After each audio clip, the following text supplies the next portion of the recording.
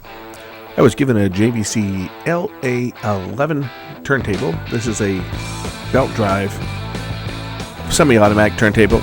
This one is in pretty sad shape. It won't turn. Actually, it's totally seized up. Let's see if we can get this one going. It's not turning. In fact, it won't turn because it appears to be seized up. It's a belt drive unit. See if I can pull the table off here. The platter seems to be on there pretty darn good.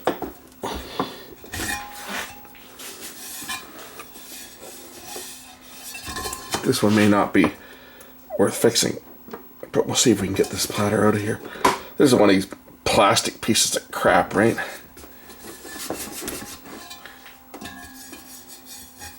I'm going to put some heat on the aluminum platter here and see whether I can expand it a little and get the platter to come off.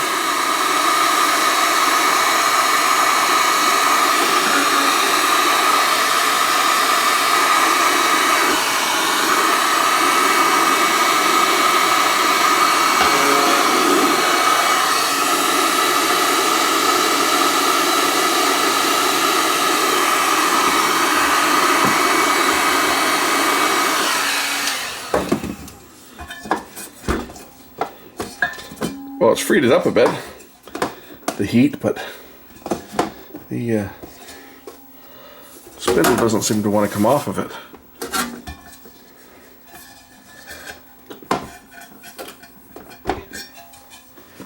Put a bit more heat on there.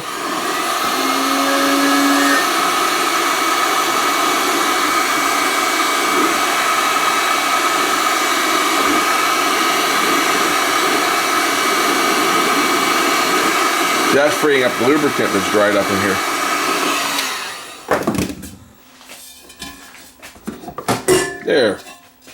There we go. Now, see if we can get this bearing assembly apart. I didn't want to put too much heat because I didn't want to melt the gear, but it's just warm.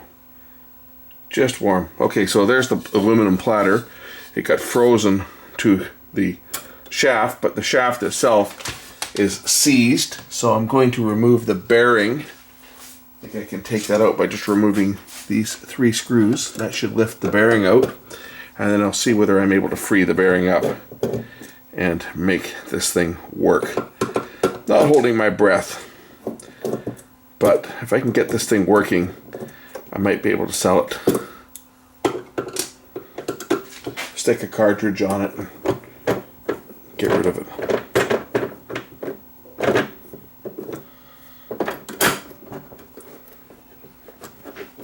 So this is the bearing itself.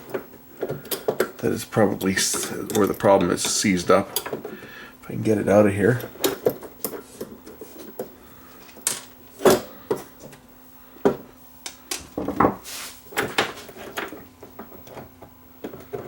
There we go. I should be able to loosen off that screw and take the bearing apart and free it up.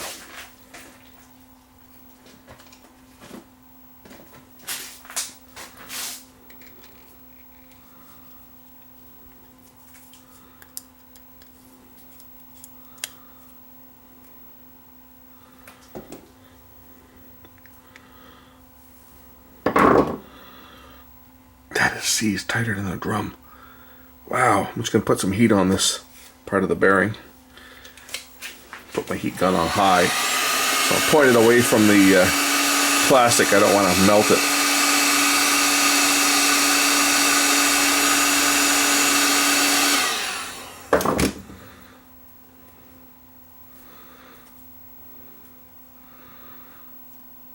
That thing's still seized. Put some WD-40 down in the hole here and see whether that will free this thing up. So I put some WD-40 in.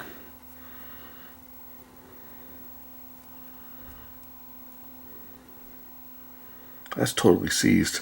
In fact, when I was turning the platter, I might have been turning it I might have been, you can see some scoring on here. I bet you this was seized up, and when I was turning that platter, I was just making it slip on this spindle. Because that thing is just completely frozen. Like totally frozen.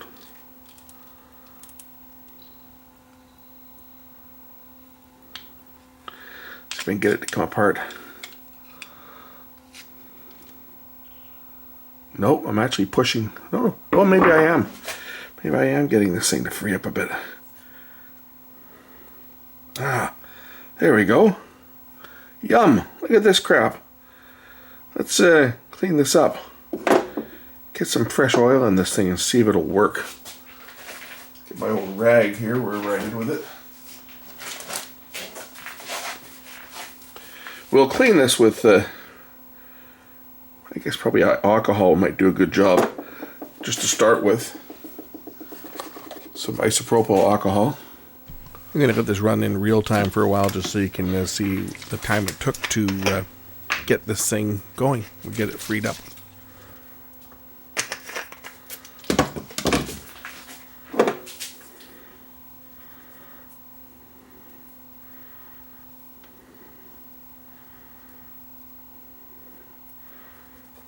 You can see where the old lubricant is all dried up on this. Doesn't look like it's scored. It just looks like it was just all gummed up.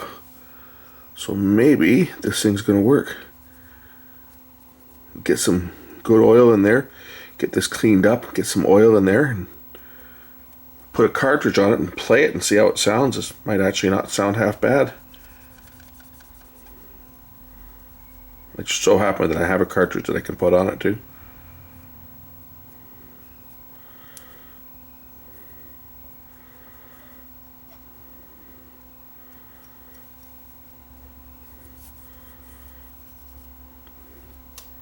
I mean, this is not a real, this is not a high-end turntable. It's plastic, right? I think it's plastic. Might be composite. But this would not have been a real, this is not an audiophile turntable. But it's it's a Japanese belt drive servo motor.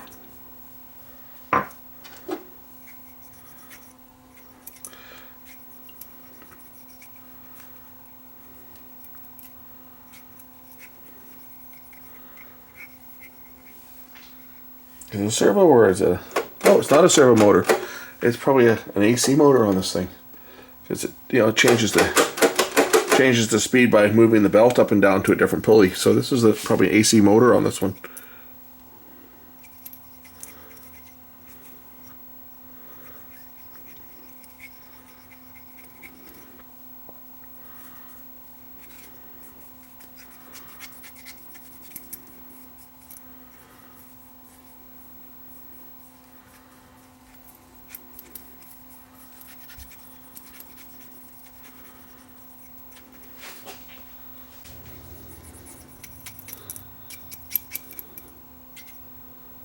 There's a ball bearing in the bottom of this that fits on the bottom of that shaft, which is good. It's still in here. You can see it probably down the bottom there.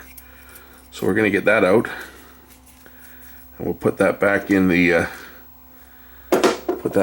base here. So that fits in below here, and that spins on it. And excellent. That's probably going to be okay. Put the ball bearing back.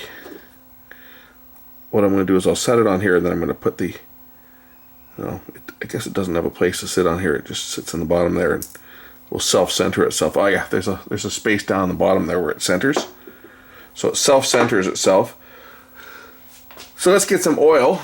I'll use my good old 3-in-1 electric motor oil, because that's about as pure an oil as you can find. I've talked about this before, but we'll do it again. So this is what I use for pretty much everything. It's a pure oil. It's imported by the WD-40 company. It's pure oil. It's just standard. I think this is 20 weight, this stuff. But it's not You know, it shows you what you can use it on. Saws, drills, lawnmowers, chainsaws, electric fans, everything. This is for SAE 20 right there. It's single weight, pure oil, without any additives, which is important. You don't want to use engine oil, for example, that you would use in your car, because engine oil's not just designed to lubricate, it's designed to drain away heat, and it's designed to take away combustion blow-by and combustion byproducts, carry them away in the oil. And you don't need that in an electric motor or any other bearing that doesn't burn gasoline or diesel. You want just a pure lubricating oil, and I use this thing on everything, and I've used it for years. So someone might say, oh, that's going to gum up your mechanism.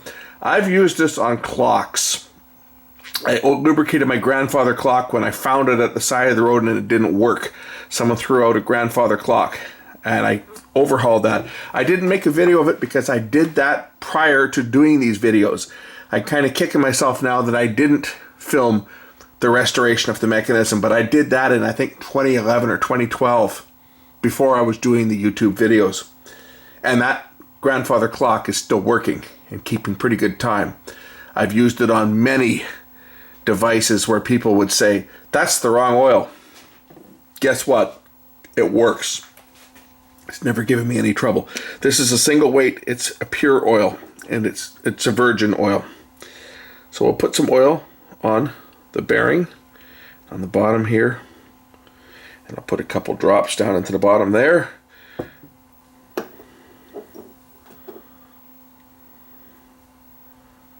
We'll spin it down. There we go. That is spinning nice now.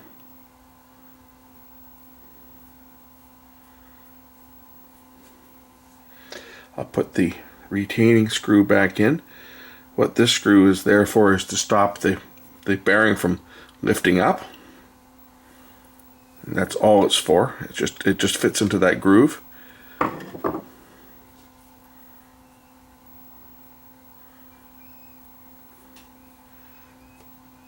Yeah, that's turning nicely now.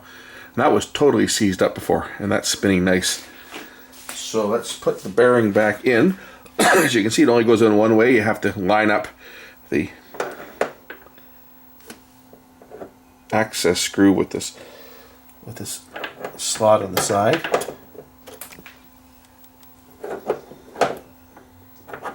And then it'll fit into place. And then the 3 screws to hold it in place. And I'll put the turntable platter back on. Put on the belt.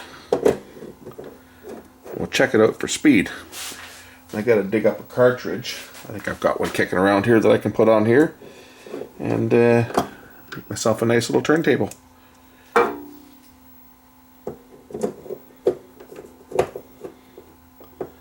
Not that I need another turntable. I've got too many of them as it is.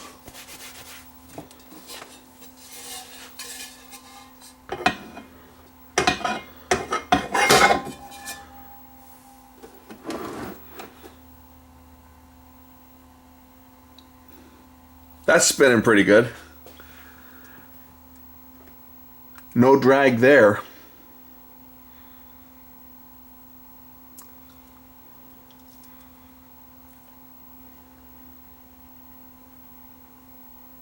As you can see how long it takes this thing to spin down. This is not an overly heavy platter either. So no friction. That's fantastic.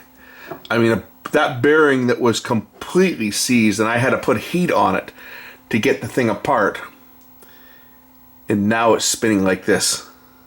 I'm getting excited. This is going to work out well. This is going to work, and this turntable is going to sound fantastic. And it's actually, you know, other than there's a little ding in the front here, this thing's actually not in bad shape. Not in bad shape at all. Okay, the belt is right on here already, so I was going to grab the belt and put it around the pulley and the speed changer.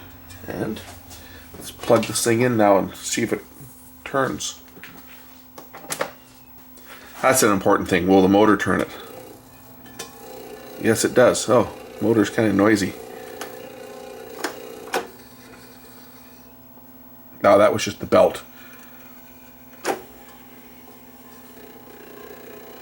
Got to adjust that. It's riding up against the top edge of the pulley, looks like.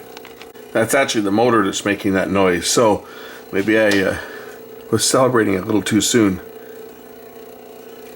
We'll have to pull the motor apart from the bottom and see whether I can quieten that down. That's pretty loud. Now, before anybody freaks out, it's not sitting on the cover.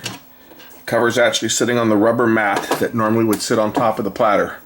So there's the rubber mat between the acrylic and the base. Because even if this thing turns out to be a write-off and the motor is shot, the acrylic cover is in good shape.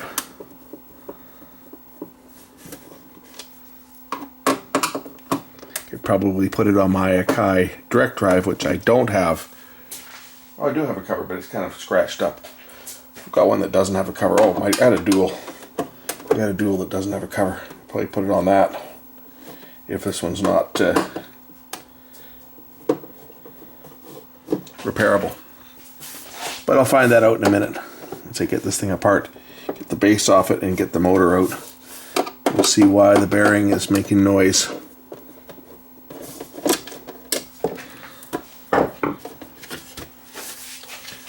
There's the motor here. Nice big synchronous AC motor. I'll unplug it to work on this. I'm just going to pop the motor out and we'll see if we can lubricate the bearings on this thing. It might just be the mount.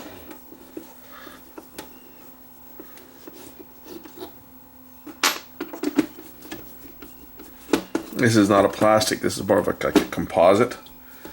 They came out with these fancy materials back in the 80s to try to dampen the sound, and they came out with these fancy materials. It's kind of like it's like a composite. So I think it's almost like a powdered aluminum that they glue, they press it together. But it's kind of weird. It's almost like a magnesium. I know the stuff will break if you strike it. Okay, what's holding me up here? Something's holding me up.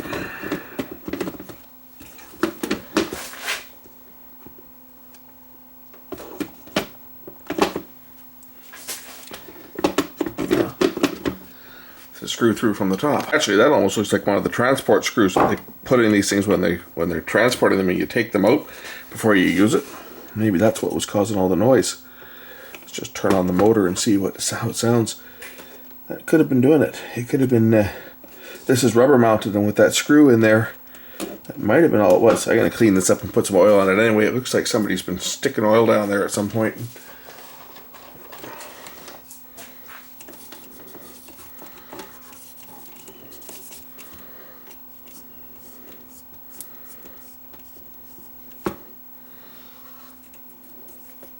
Now they got the motor out, I might as well oil it correctly, right?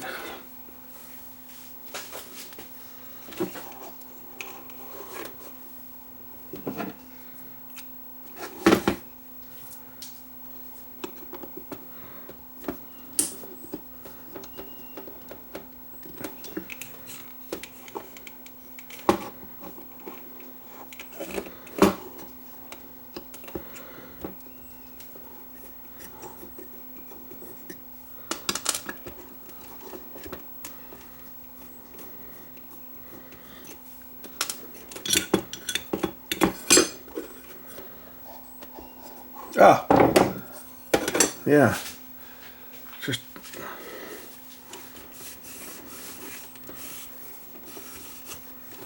a little bit of excessive oil and stuff around there, like someone's been in there with the WD-40.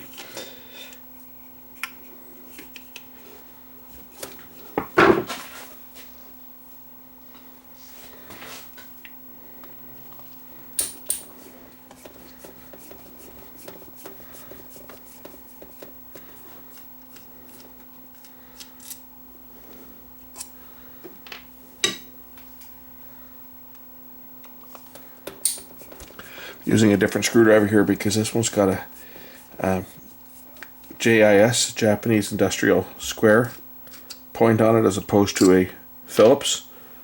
So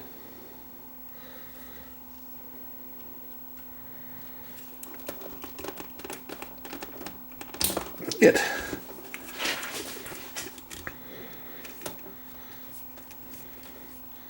gives me a little bit of torque on the screws. That one's in there really tight.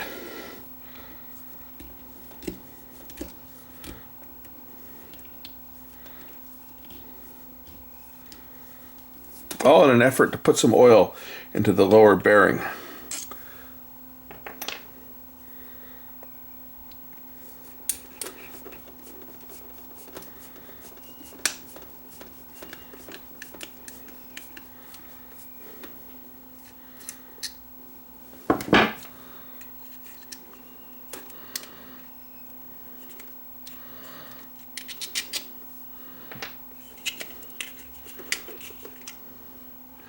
And there is the bearing there.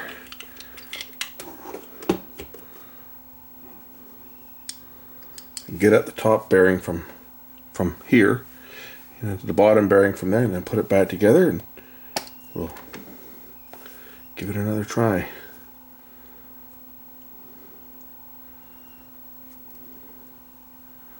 Okay, let's oil into that bearing.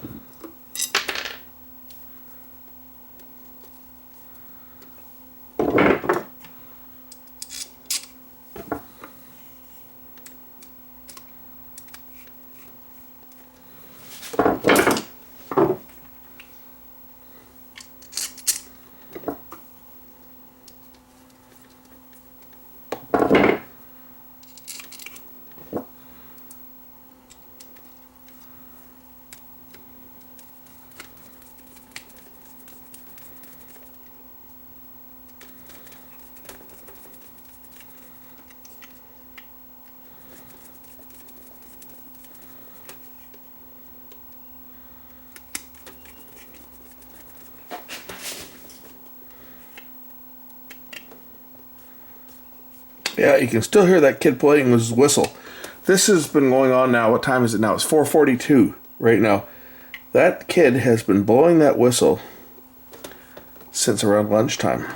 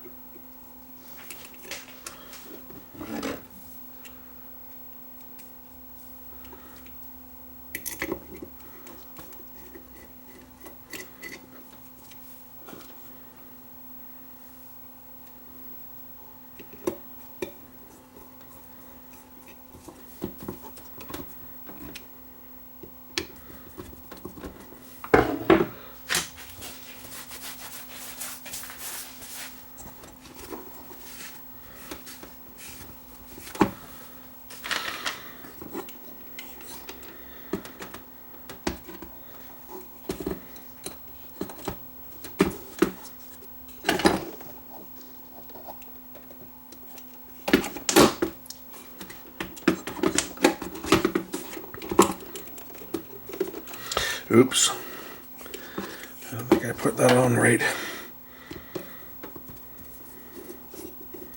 I'm off by a quarter turn. I guess I could always go back and look at the video, but the wires just don't line up, so I think I'm off by a quarter of a turn here. I think it's this way.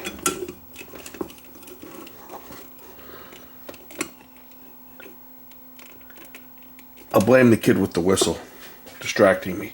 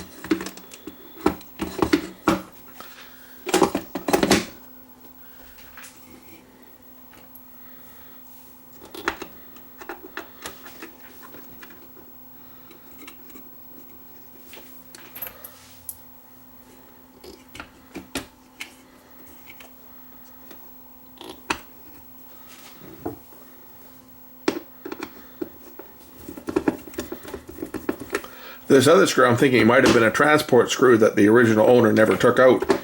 And they just listened to it for all those years with the motor humming away like that. Wouldn't that be funny? It wouldn't be the first time some idiot did something like that. I remember back in the day, you know, all the Sony TVs, well, everything Sony made had the little square with the little red dots on it that said, "It's a Sony." You would be amazed at the number of dimwits that, you know, brought their TV in for service when the set was like, you know, 8 or 9 years old and it was broken.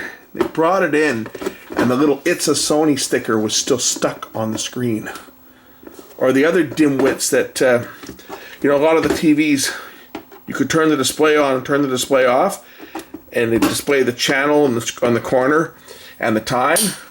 And the number of dimwits that would have the channel number showing on the screen, they never turned it off, or the time display showing on the screen, they never turned it off. They left it so long that it actually burned into the phosphorus on their CRT. You wouldn't think that that would happen, but the number of times we saw that happen in the business was just, you know, you think, okay, this must be someone having a senior moment. This must be an old person that did this, right? No, they weren't. It was all age groups. 20-year-olds, 30-year-olds, 50-year-olds. We get a TV and then it had still got the Sony sticker on it. We take it off, you know, and they were kind of amazed, like, what was that? Well, that was just a sticker. You were supposed to take that off when the set was new. It's like, even today, I'll go into people's homes when I'm doing an install for TV, for their, you know, their fiber optic TV, IPTV, and I'll go into their house and they got a brand new TV. Well, maybe not new, it might be a year or two old. Still got the Enter Guide sticker. You know, when you buy a new TV, it's got the energy guide that tells you how much power the thing consumes. You're supposed to remove that, of course, when you get the new TV before you set it up. Stuck on the corner of the screen. Still there. You know, the TV's been up on the wall for 2 years and it's still got the Enter Guide sticker stuck on it. When I bought my house in '93, the energy guide sticker was still stuck on the washing machine that was in the laundry room. When I bought the house, there was a washer and dryer in here. In fact, that thing was from the 1970s, that washer, and I say late 70s maybe. Anyway, it just broke down last summer. I had to replace it, and I know that the one I replaced it with is definitely not going to last. any length of time like the original one did, but the original one was like 40 years old and it packed it in. It was an old Hot Point, Canadian made one. I replaced it with a what did I replace it with? Maytag. And the guy that's hauling the old one out, the two guys that came to take the old one out, my laundry room is upstairs. When I rebuilt the house, I put the laundry room upstairs. And the two guys that came to remove the old one just about killed them, lifting the old one away. You see? That goes under the unit to protect from making contact with the bench, so no damage.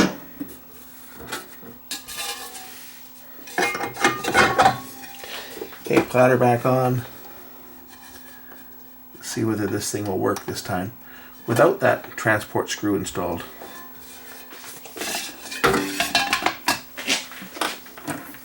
I think that's what it was with the transport screw. Oh, we have a problem. It's going backwards. Nice and quiet, it's just it's running backwards. Oops.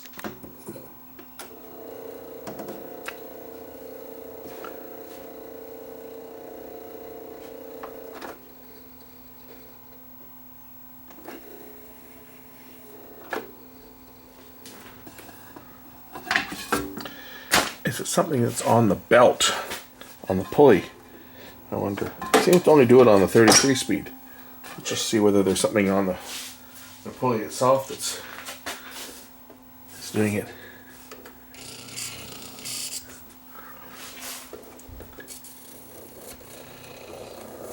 Oh yeah. Here, let's get a close-up of this. I think this is what's making all the noise. Looks to be some crud around the pulley here.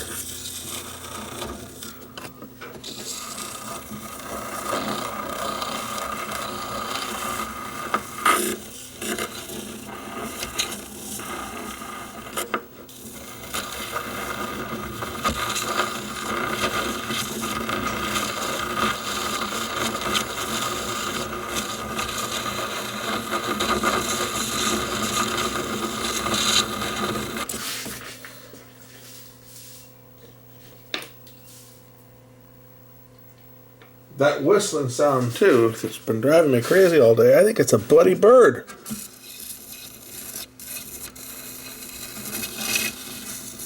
You see, I see the neighbor's cat sitting in my driveway. The neighbor's three-legged cat sitting in my driveway.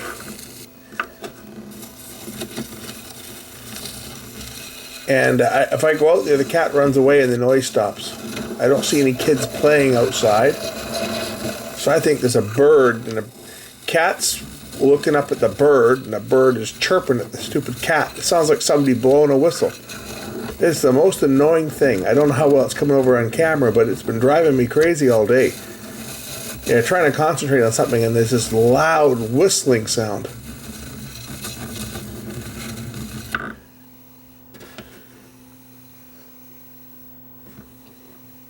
There, now it sounds more like it's chirping.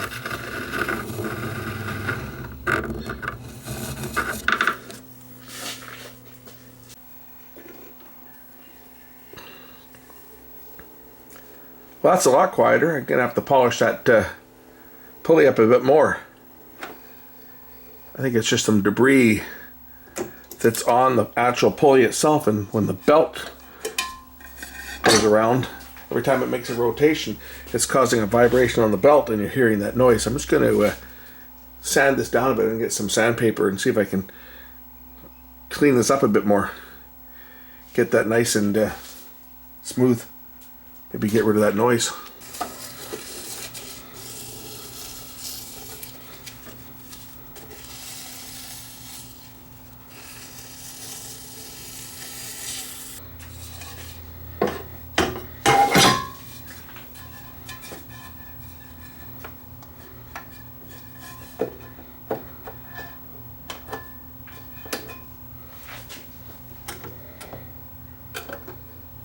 Gonna operate the mechanism.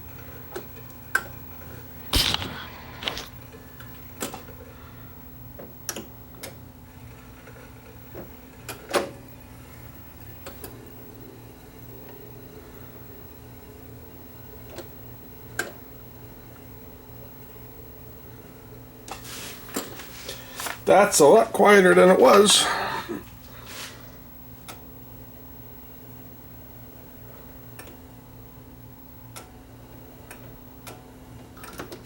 I think I'll mount a cartridge on this thing now and see what the actual thing sounds like.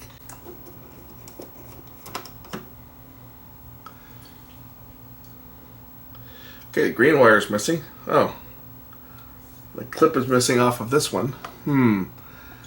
I have to get some wires because a couple of the wires are missing. I got a cartridge here I can put on, but a few of the connecting wires appear to be missing. I may have to take them off of this other one and utilize them.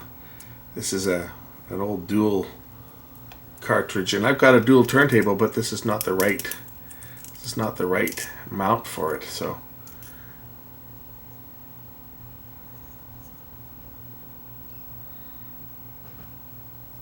we'll put a couple of the wires from this one onto here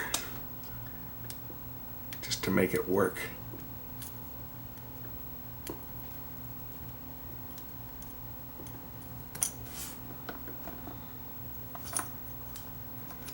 The cartridge should mount in there quite nicely, I think. Yeah, it'll mount in here quite nicely.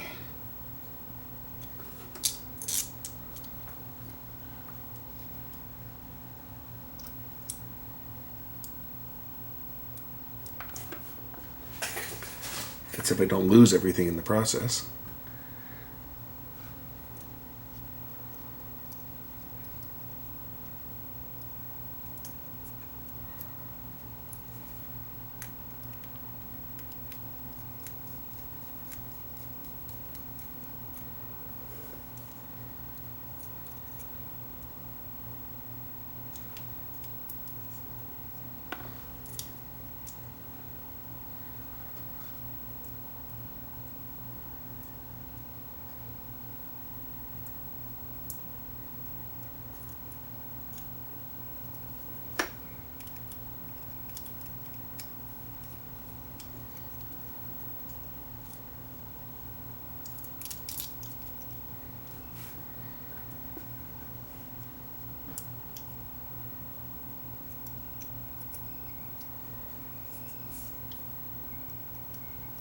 See, now I got you guys thinking, was that motor really running backwards, or was I playing the video backwards to make you guys think that I did something wrong? Now I got you thinking, right? I know you need to measure this to get it right, but that will be for another time. I just want to see if this thing will put out any sound. So, oh, all these wires are buggered up.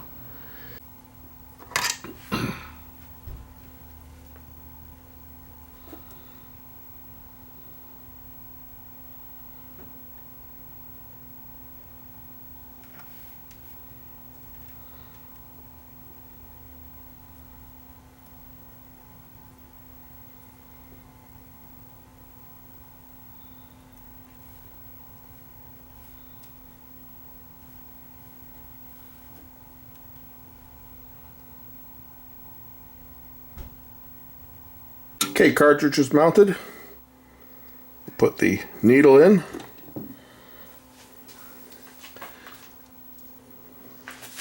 We'll balance this thing first. Probably should do this without the needle in, but that's close enough there. Set it to 2 grams. A couple grams in. We'll dig up some vinyl.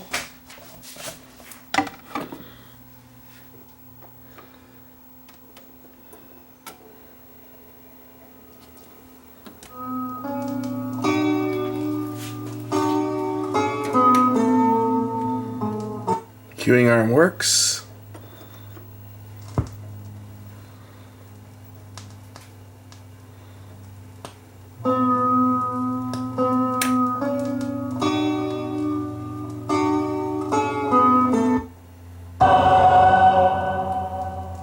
He's watching the light reflect in that record. It makes me feel like I'm stoned. Especially listening to this music. This is pretty far out stuff.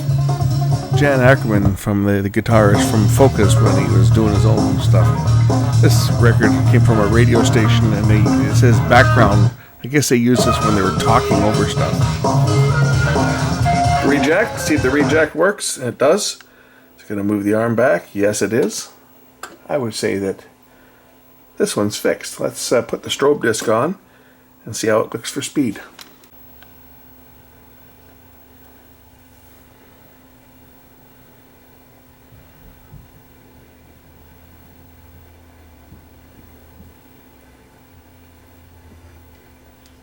It's pretty close.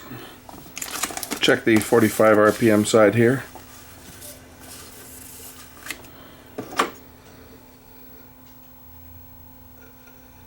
And here's our 45 RPM.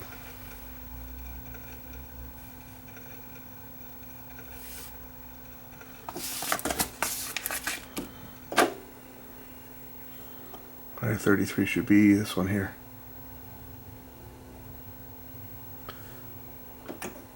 Pretty close. I can't make any adjustments to that because that's a AC synchronous motor, so there's no way to adjust the speed. It is what it is. So now I just get to do my final test. Listen to it.